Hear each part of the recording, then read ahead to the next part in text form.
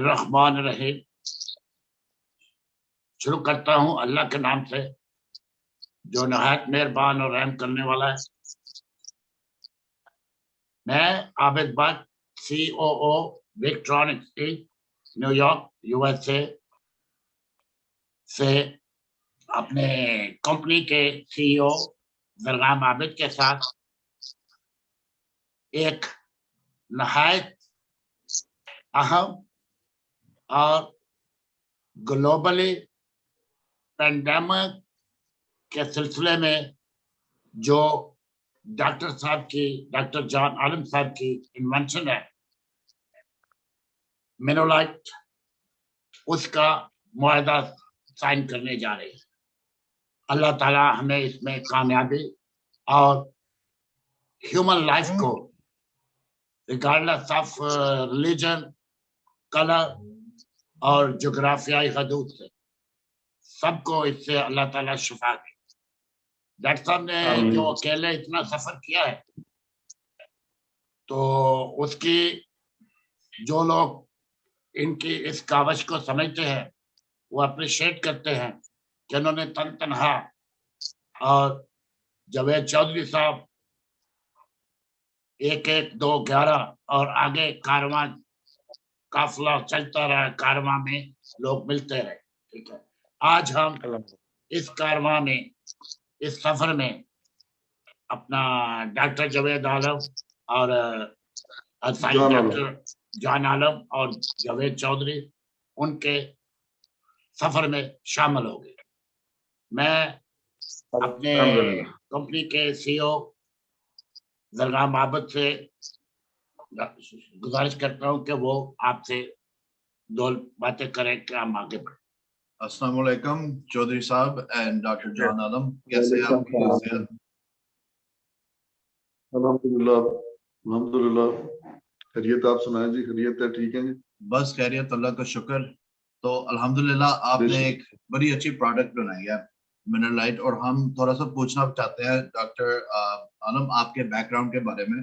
आप थोड़ा सा हमें बताइए कि आपकी फील्ड क्या है, आप इस इन्वेंशन पे कितनी देर काम करते रहे हैं, और आपको क्या लगता है कि हमारी ह्यूमैनिटी की उम्मीद होनी चाहिए इस मेडिकेशन से? जी, इस तरह है कि जी बहुत अच्छा क्वेश्चन है और आपने बड़ी प्यारी बात पूछी है।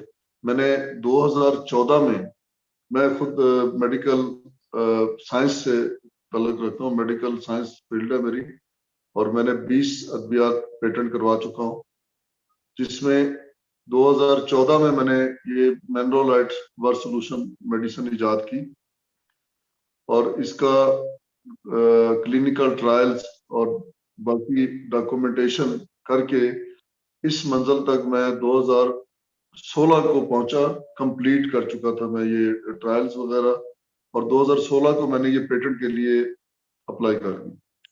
तो 1 साल के बाद मुझे इसका पेटेंट मिल गया। ये जो मेनरोलाइट वर्ड सॉल्यूशन का पेटेंट है, ये 2017 में रशिया में पेटेंट करवा ली थी, और 2020 में मैंने आके पाकिस्तान में इसे रजिस्टर करवाया ड्रैब में, और 2021 में मैंने इसे 23 जनवरी 2021 को मैंने इसे लॉन्च किया। ओके, तो जो ये प्रोडक्ट है, ये जो मिनरलाइट है, ये जब आपने फॉर्मुलेट करा था, बनाया था, आपने इस पर्पस के लिए बनाया था कि ये एक एंटीवायरल प्रोफिलैक्टिव टाइप मेडिकेशन हो जाए, या कोई और इंटरनेट यूज था कोविड के आने से पहले? जी, तब बिल्कुल आपने दुरुस्त फरमाया कि कोविड का तब नामो निशान नहीं था, लेकिन पसे पर्दा था। तो क्योंकि मैं मुख्तलिफ वायरसेस और बैक्टीरिया पे मैं काम करता रहता हूँ, जैसे कि एक वायरस है जिसका नाम है हेरपीस, आपने अक्सर देखा, तो ये मैंने हेरपीस के लिए इजाद की थी। तो उसमें जब कोविड-19 का 2020 में मुझे पता चला, तो उसमें मैंने वर्किंग की इस पे, तो अल्हम्दुलिल्लाह 100% इसके मुस्बत रिजल्ट आए। तो इसको मैं लेके फौरन मैं पाकिस्तान आ गया, क्योंकि मैं अगर रशिया से लॉन्च करता तो मैं फिर पाकिस्तान से नहीं कर सकता था। तो इसलिए मैंने इसका जो मेन प्लेटफॉर्म है वो मैंने पाकिस्तान रखा। अब ये रशिया में भी रजिस्टर्ड हो चुकी है। Very nice. ये मैं एक तीसरा सवाल और आखिरी सवाल जल्दी से पूछना चाहता हूँ। मैं आपको एक फैक्ट बताता हूँ। जो मेरी बीवी है वो राइट नाउ मेडिकल रोटेशंस कर रही है जी वाइकॉफ मेडिकल हॉस्पिटल में ब्रुकलिन में। तो हमने एक पर्सनल बात करी है कि मैंने उसको पूछा कि तुम वैक्सीन लगाओगे या नहीं लगाओगे, are you gonna get the vaccine or not. तो उसके अपना एक पर्सनल रिजर्वेशन एक है कि राइट नाउ हमें पता नहीं है आगे के जो बच्चे पैदा होने वाले हैं, जो वेमेन प्रेग्नेंट हो रही है, उनका कोई क्लिनिकल रिजल्ट्स और ट्रायल प्रूवेबल नहीं होएगा एटलीस्ट 3 मंथ के अंदर अंदर। 3-4 मंथ्स के अंदर अंदर पहला बेबी पैदा होएगा जिसको वैक्सीन माँ को मिला हुआ है। So we're not going to see the birth results or neonatal results until at least 3 or 4 months when the first baby is born, where the mother has already received the vaccine. तो इस बात पे उसने कहा था कि वो शायद वैक्सीन ना लगाए, क्योंकि अगर हमें आगे एक और बच्चा पैदा करना है, अल्हम्दुलिल्लाह हमारे पास एक बेटी है जिसको थोड़े से बर्थ कॉम्प्लिकेशंस हुए थे और उसकी वजह से हमने सोचा था हम थोड़ा सा प्रोलॉन्ग करेंगे। तो एक दूसरी बात आई है, हमने सोचा कि इतने लोग होंगे दुनिया में, स्पेशली पाकिस्तान में, जिनको वैक्सीन की भी अवेलेबिलिटी मिलेगी नहीं पूरी जिंदगी में। ऐसा पॉसिबल है नहीं कि पूरी दुनिया को वैक्सीन मिलेगा। शायद 10% को मिलेगा by the end of 2021 and we'd be lucky if that number goes to 20%. तो जो प्रोफिलैक्टिक्स है और जो ये मिटिगेशन के जो मीन्स है, मुझे लगता है इन पे हमें और फोकस करना चाहिए। और मेरा आपको क्वेश्चन ये है कि आपको कैसा लगता है कि ये जो मिटिगेशन का मीन्स है, क्योंकि वैक्सीन तो चलनी नहीं है पूरी दुनिया में, 4 कंट्रीज के पास आना नहीं है, हम ये मिटिगेशंस के जो मेजर्स है इनको मैक्सिमाइज कैसे कर सकते हैं, आपके प्रोडक्ट्स के साथ मैक्सिमाइज कैसे कर सकते हैं जो हमारी प्रोफिलैक्टिव मीन्स है। देखें जी, ये आपने पहले वैक्सीन के मुतालिक मैं आपको थोड़ा सा बता दूं कि एक तो आपने सही कहा, इसकी क्वांटिटी पूरी दुनिया में ये पूरी नहीं कर सकते, ये लॉजिकल बात है। दूसरा ये कि इसमें एक और चीज है, आज मैं रशिया से एक प्रेस कॉन्फ्रेंस सुन रहा था जो कि वैक्सीन पे थी, स्पुतनिक 3 पे वो कर रहे थे। तो उसमें बहुत बड़े डॉक्टर्स, बहुत बड़े साइंटिस्ट उस पर ये बात कर रहे थे कि ये जो वैक्सीन है इसमें बहुत से साइड इफेक्ट आ रहे हैं, तो हम इसे हम नहीं चाहते कि ये हमारे लोगों को ये लगाई जाए, क्योंकि उसके बाद हमने जिंदा भी रहना है। तो इतनी तेजी से, पहली बात तो इतनी तेजी से वैक्सीन बनना पॉसिबल नहीं है, तो इस पे 2 से 3 साल लगते हैं बनाने में। तो कोविड कब आया है? 2020 में। तो वैक्सीन कब आई है? 2020 के एंड पे और 21 के स्टार्ट में। तो एक तो ये बड़ी हैरानगी की बात है कि इतनी स्पीड में इन्होंने वैक्सीन मार्केट में फेंक भी दी और बना भी ली। ये तो ये बड़ी हैरत की बात है। दूसरा ये कि अब यूरोप ने भी वैक्सीन पे पाबंदी लगा दी है, उन्होंने भी कहा कि हम इसको नहीं लगाना चाहते। और पाकिस्तान में हमारी एक मिनिस्टर है यास्मीन, क्या नाम है? यास्मीन राशिद, डॉक्टर यास्मीन राशिद ने भी ये टीवी पे कहा है कि ये अगर आप लगवाना चाहें तो लगवा सकते हैं, अदरवाइज हम किसी को मजबूर नहीं करेंगे, इसके साइड इफेक्ट हैं। तो अगर बंदा वैक्सीन लगाना भी चाहे तो उसको रियलिस्टिकली पाकिस्तान में शायद 1 साल वेट करना पड़े, क्योंकि हम न्यूयॉर्क में अभी तक इंतजार कर रहे हैं।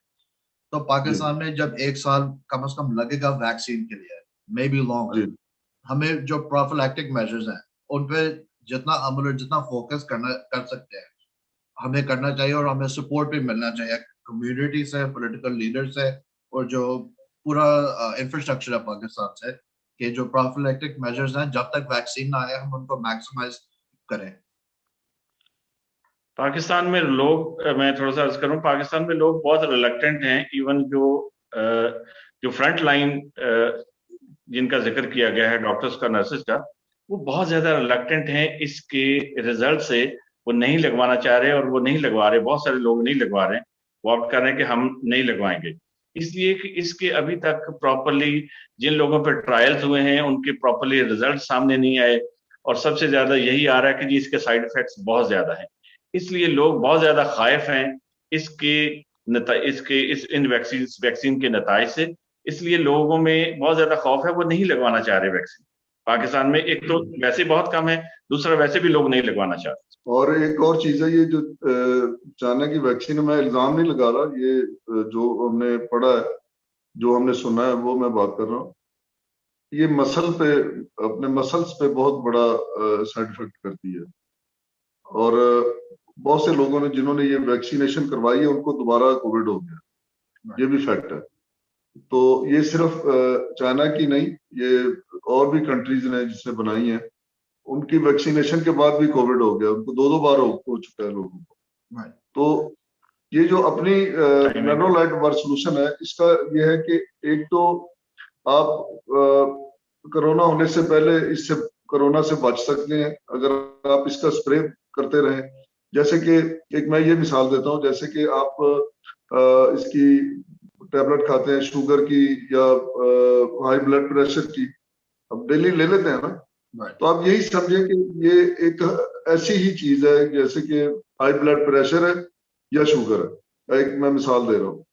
तो उसकी टैबलेट आप लेते रहते हैं, तो इसको भी मेनोलाइट को भी आप इसी तरह यूज करें, नेबुलाइज करें, एक बार दिन में नेबुलाइज करें वो इसकी टैबलेट समझ के, तो आप इससे बचे रहेंगे। और जिसको खुदा ना खास्ता हो जाए तो वो 10 से 15 दिन में मुकम्मल तौर पे सेहतयाब हो जाता है वो पेशेंट। जो बिगेस्ट क्वेश्चन लोगों के पास ये है, वो मोस्ट लोग हमेशा किसी भी मेडिसिन को डाउट करते हैं। तो जो ये दवाई है मिनरलाइट, हमें पता है कि अक्सर लोग इसलिए मरते हैं क्योंकि जो एपिथेलियल सेल होते हैं लंग के अंदर वो पेनिट्रेट हो जाते हैं, जो ACE2 रिसेप्टर है वो कोरोना वायरस से पेनिट्रेट हो जाता है, फिर बंदा अंदर आई थिंक सेप्सिस से ही मर जाता है, कोई और बैक्टीरिया ग्रो होती है लंग में and the person dies. Currently एक ही तरीका है जो आपके लंग्स को स्टैंड बाय करके आप ये बॉडी को क्लीन कर सकता है, वो है ECMO। राइट नाउ ECMO सिर्फ 250 हॉस्पिटल्स में है यूएस में, और चाइना में सो फार यूज हुआ है, बट वो एक बड़ी एक्सपेंसिव सोल्यूशन है and it is not feasible. तो मेरा एक दूसरा सवाल ये है कि अगर ये मेडिसिन लोगों को तकलीफ से प्रोटेक्ट कर रहा है और कोविड से प्रोटेक्ट कर रहा है, जो मैकेनिज्म ऑफ एक्शन इसका है वो ये इस तरह है कि ये एक ऑर्गेनिक क्या कहते हैं, एक ऑर्गेनिक नहीं, इसका मैं ऑर्गेनिक एंटीवायरल टाइप चीज है जिसमें वो कल्चर ग्रो नहीं हो सकता कोविड का। जी मैं देखिए, जब ये जैसे कि आपको पता है कि ये मिनरल बेस्ड मेडिसिन है, इसके साइड इफेक्ट 0 है, एक दिन के बच्चे को भी दी जा सकती है, इसी तरह प्रेग्नेंट औरत भी इसकी नेबुलाइजिंग भी कर सकता है और इसे ओरल भी ले सकता है। तो इसका मोड ऑफ एक्शन ये है कि जब आपने नेबुलाइज करना है, इसके जो पार्टिकल्स जब आपके लंग्स में जाते हैं तो वहां जाके ये आपके सेल सिस्टम को भी रीजनरेट करते हैं। सिर्फ ये वायरस को किल ही नहीं करते, आपके सेल्स को रीजनरेट भी करते हैं। उसमें 3 चीजें आ जाती हैं, एक वायरस, दूसरा इन्फेक्शन, तीसरा बैक्टीरिया। क्योंकि इन्फेक्शन जब होता है वो बैक्टीरिया को पैदा करना शुरू कर देता है, तो ये सारी चीजें लंग्स से आपके ब्लड में जाना शुरू हो जाती है। तो इसका फंक्शन ये है, जब आप इसको नेबुलाइज करते हैं, जैसे कि कोरोना का पेशेंट है उसी को ये प्रॉब्लम्स होती हैं, वो इसको हर 2-2 घंटे के बाद हर 30 मिनट्स इसको नेबुलाइज करते हैं। तो उसमें ये होता है कि तकरीबन कंप्लीटली 10 डेज में, 10 दिन में पेशेंट जो है वो बिल्कुल इन्फेक्शन से भी पाक हो जाता है और इस वायरस से भी और बैक्टीरिया से भी। लेकिन हम कोर्स जो दे रहे हैं, कोर्स इसका 15 दिन का, 15 डेज का, ठीक है जी। उस कोर्स को कंप्लीट करने के बाद जो 3 चीजें हैं, जैसे कि ये मैं पहले बता चुका हूँ, ये नेबुलाइजिंग सॉल्यूशन है, ये स्प्रे है और ये नेजल ड्रॉप है।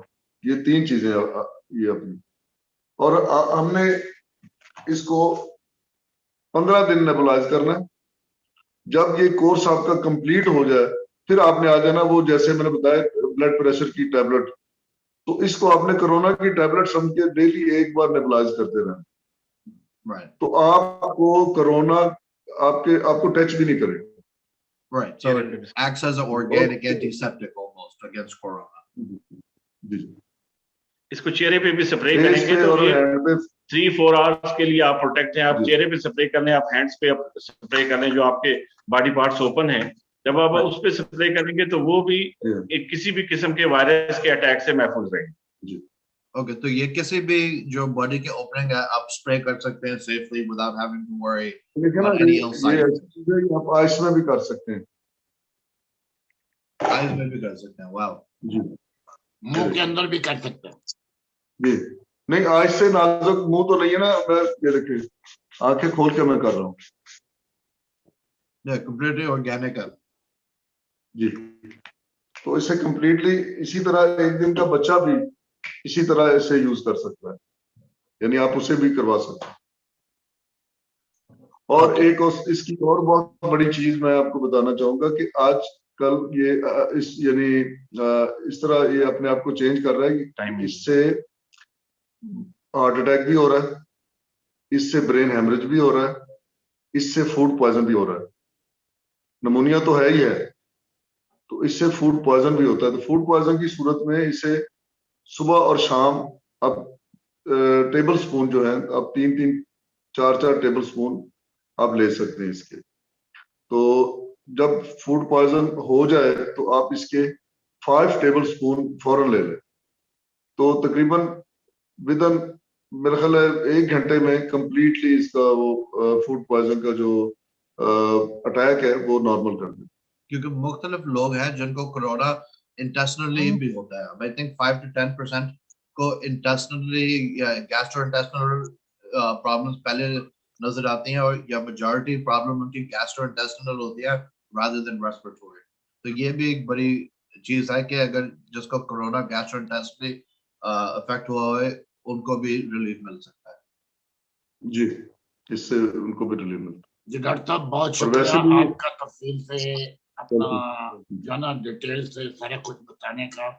तो मैं एक जो हमारा मुआहदा साइन होने जा रहा है उससे पहले अल्लाह पाक का नाम बाबरकत नाम जो है ना लेके हम शुरू करें। मैं जवेद चौधरी साहब से दरख्वास्त करता हूँ कि वो कलाम पाक से तिलावत फरमाएं ताकि हम आगे बढ़ सकें। बहुत शुक्रिया। औज़ु बिल्लाहि मिनश शैतानिर रजीम, बिस्मिल्लाहिर रहमानिर रहीम, यासीन वल कुरानिल हकीम, इन्नका लमिनल मुरसलीन अला सिरातिल मुस्तकीम, तंजीलल अज़ीज़िर रहीम, लितुनज़िरा कौमन मा उनज़िरा आबाहुम वहुम गाफिलून, लक़द हक़्क़ल क़ौलु अला अक्सरिहिम फ़हम ला युमिनून, इन्ना जअलना फ़ी अनाक़िहिम अग़लालन फ़हिय अलल अज़क़ानि फ़हिम मुक़महून, वजअलना मिन बैनि अयदीहिम सद्दन व मिन ख़ल्फ़िहिम सद्दन फ़अग़शयनाहुम फ़हम ला युबसिरून। सदक़ल्लाहुल अज़ीम। जी बट साहब। जी, मैं अपना दावत देता हूँ डॉक्टर साहब को और जरगाम आबिद को कि अपने अपने कंप्यूटर से जो आजकल की मॉडर्न टेक्नोलॉजी है और लीगल टेक्नोलॉजी है डॉक्टर साइन, उसके जरिए मुआहदा को साइन करें। और मुआहदा को साइन करने के बाद जवेद साहब आप फिर दुआ फरमाइएगा बात। जी इंशाल्लाह जी। जी अभी हम साइन करते हैं अपने अपने रिस्पेक्टिव कॉन्ट्रैक्ट में। जल्दी से क्या पुल अप कर लेता हूँ। अब करें।